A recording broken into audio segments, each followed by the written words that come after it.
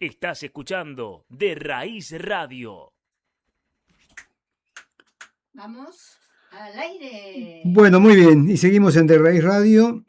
Estamos ahora transmitiendo desde la 96.9, por supuesto, nuestra casa, y al mismo tiempo desde el YouTube de Periodismo en Conflicto.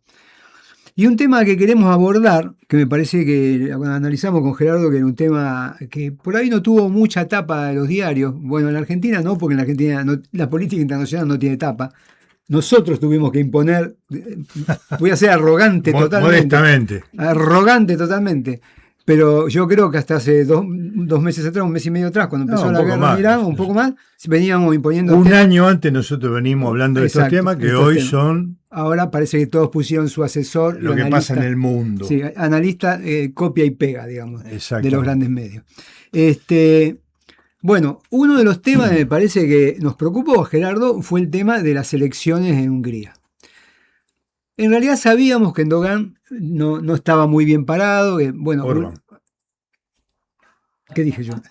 Me fui a Turquía, mirá. Te fuiste a Turquía, te equivocaste país. Me fui a Turquía. Un poquito más para acá. Bueno, sí. Bueno, la cosa que hubo unas elecciones que parecían reñidas, no fueron reñidas. En realidad, Peter Mayer, digamos, el que es el actual primer ministro húngaro electo, le sacó como 30 puntos a Orbán. Pero eso de alguna manera, ese triunfo, digamos, de Peter Morgan, que es un pro-occidental, pero un hombre de la ultraderecha, característicamente viene del partido de Orbán, son del mismo partido. Hasta hace 2 años todavía. Hasta hace 2 años, 2024, estaban juntos, él había ocupado varios cargos importantes, inclusive él y su ex esposa también había ocupado cargos importantes.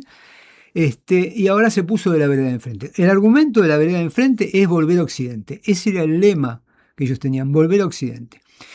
Esto, dicho así, volver a Occidente, es muy complicado, porque de alguna manera Hungría venía jugando un papel importante de bisagra, digamos, entre los intereses de Rusia en Europa y la gran agresividad que algunos primeros mandatarios de Europa y la OTAN estaban desarrollando contra Rusia, favoreciendo el desarrollo de la guerra de Ucrania, alimentando a Ucrania para que no cese la guerra.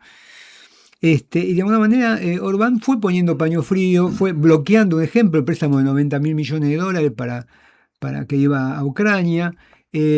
Hubo enfrentamientos bastante complejos desde el punto de vista diplomático por el tema de que los ucranianos le habían cerrado el paso de gas. Y bueno, toda esta situación que había arrastrado también a República Checa y a Eslovaquia en la misma posición. En la misma posición. O sea que ya hablábamos de 3 países de la comunidad que tenían posiciones disidentes con respecto a la posición beligerante del resto de Europa. Bien. ¿Qué pasa ahora con este nuevo gobierno? Te doy la palabra y vamos a analizar un poquito esto.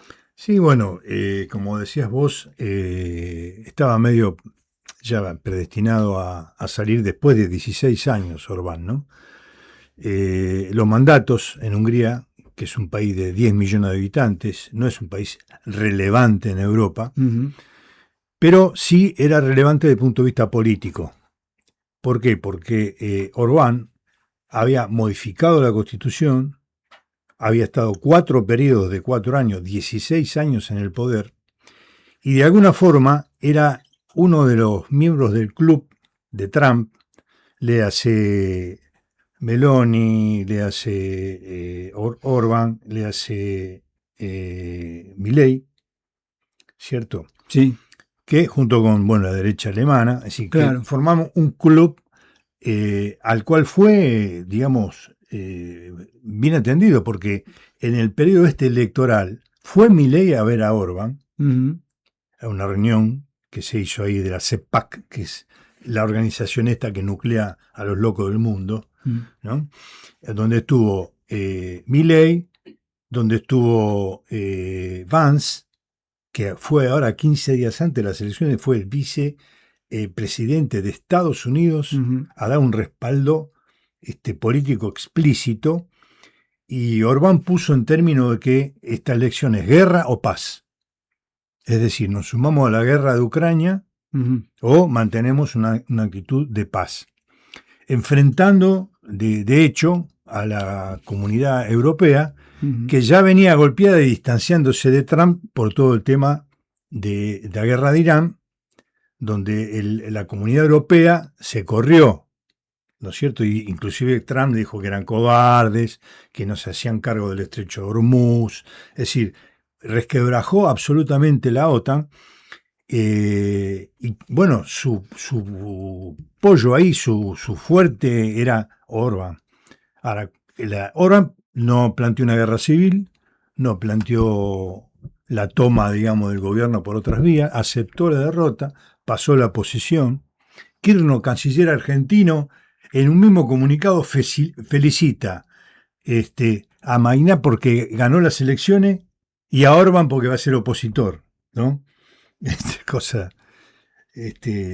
dislocada que tiene Argentina, ¿no? Si felicita al ganador y al perdedor, digamos, no al ganador como correspondería, porque va a ser. Ahora, esto, como decís vos, destraba un crédito que había para Ucrania, 90.000 millones de euros, que lo necesitaba desesperadamente, pero abre un conjunto de interrogantes. Sí, eso principalmente, ¿no? Los interrogantes son: ¿realmente el amigo Peter, nuevo primer ministro de Hungría, se va a pelear con Rusia? Porque hay una dependencia absoluta del gas ruso. Es decir, la posibilidad de los precios en Hungría, de los combustibles en Hungría, depende en gran medida de que el oleoducto y el traslado del gas directamente de la Unión Soviética, de Rusia, perdón, le daba la posibilidad de tener costos absolutamente más baratos. Ahora, se daba esa locura, ¿no? Donde Orbán era amigo de Trump, amigo de Putin y amigo de Xi Jinping.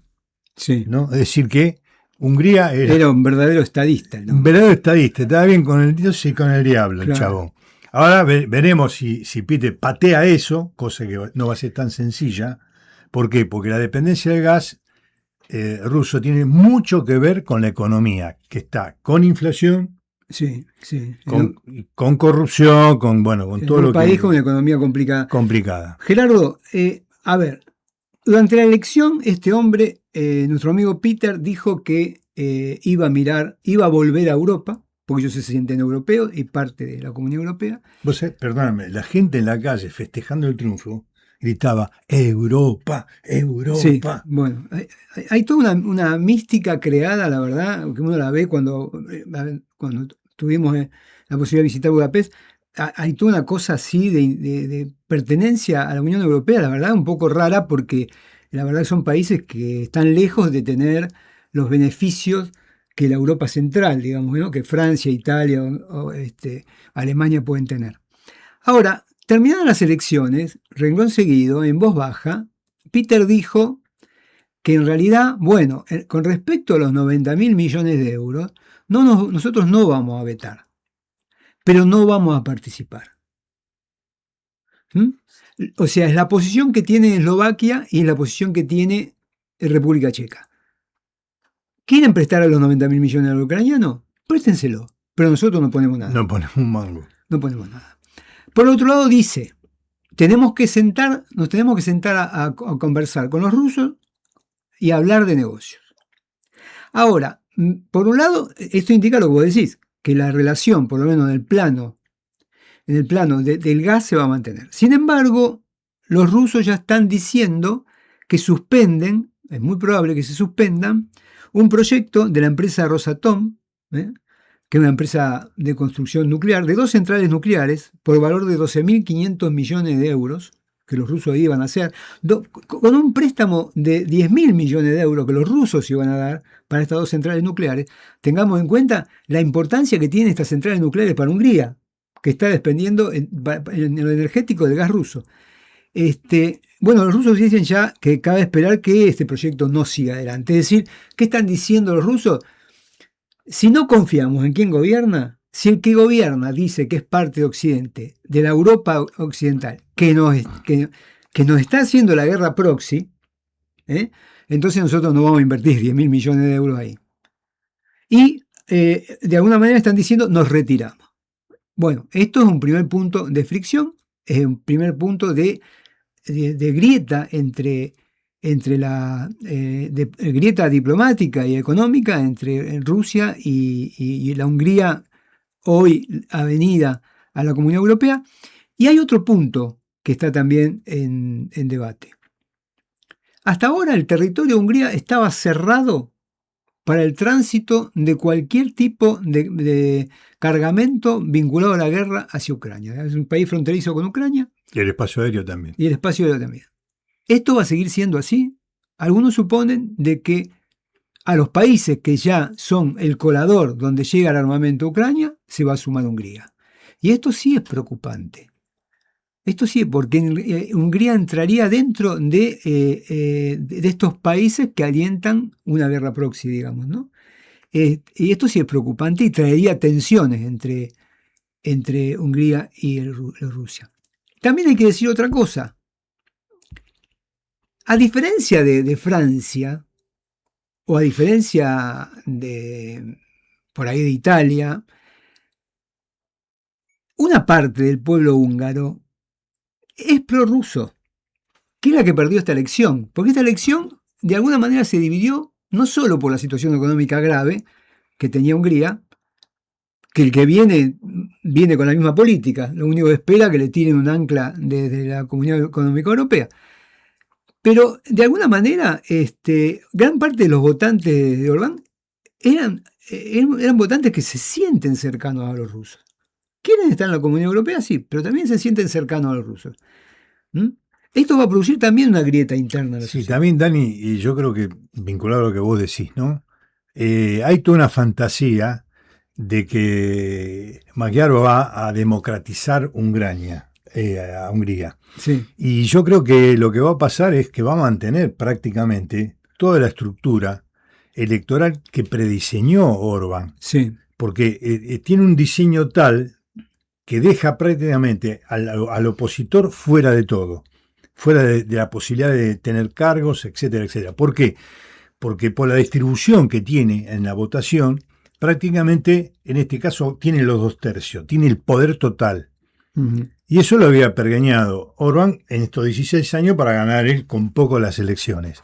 Es decir, vamos a una polarización de la sociedad húngara, muy importante, pero no creo que haya una, entre comillas, democratización a la europea dentro de Hungría, sino que va a mantener más o menos lo mismo, las mismas estructuras, pero sí va a destrabar una cantidad de tramos que tenía. Es decir, la Unión Europea destina fondos de la Unión Europea a los países que están, digamos, más retrasados en la comunidad. Eso es lo que espera recibir. Claro, eso fue taponado. ¿Por qué? Porque no le mandaban por falta de transparencia, por corrupción a Orbán. Hay un montón de créditos y dinero que le debe la Comunidad Económica Europea a Hungría para que Hungría esté al nivel del resto de los países de la comunidad. Entonces, aparentemente destrabarían esos fondos, pero no son garantías suficientes todavía y se está por ver hasta qué punto, digamos, Peter Magyar realmente se incorpora a los parámetros, por llamarlo de alguna forma, de la Comunidad Económica Europea. Bueno, en definitiva, este es un punto que se agrega más, un punto, digamos, de crisis más que se agrega al proceso de la guerra de Ucrania, que parece interminable. Y un punto más.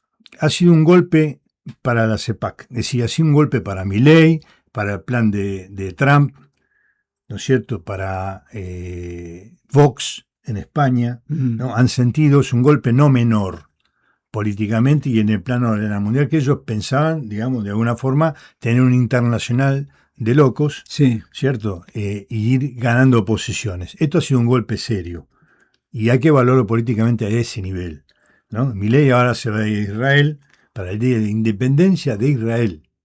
Va a festejar la independencia de Israel en un momento que Israel está masacrando en el Líbano y está participando en la masacre en Irán.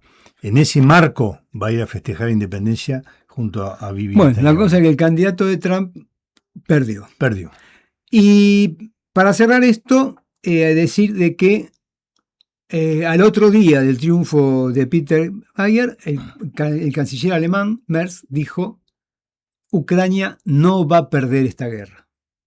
Lo que indica claramente que apuestan a la continuidad sin tiempo final de esta guerra y a financiar esta guerra para desgastar en todo lo posible a Rusia. Bueno, hasta acá llegamos. En un ratito volvemos, pero ya hablando sobre el tema de Irán, pero sobre todo de la posición china en este conflicto. Estás escuchando De Raíz Radio.